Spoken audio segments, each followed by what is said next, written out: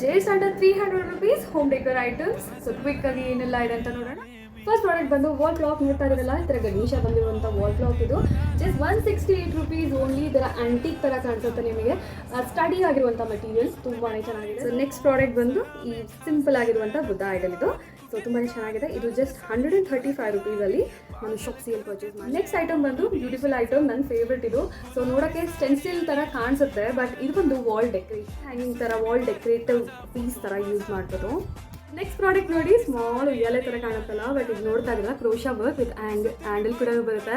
ಇಲ್ಲಿ ಪಾಟ್ಸ್ ಎಲ್ಲ ಇಟ್ಬಿಟ್ಟು ಡೆಕೋರೇಟ್ ಮಾಡ್ಬೋದು, ಬಾಲ್ಕನಿಲಿ ಆಗಿರ್ಬೋದು, ಲಿವಿಂಗ್ ರೂಮಲ್ಲಿ ಆಗಿರ್ಬೋದು.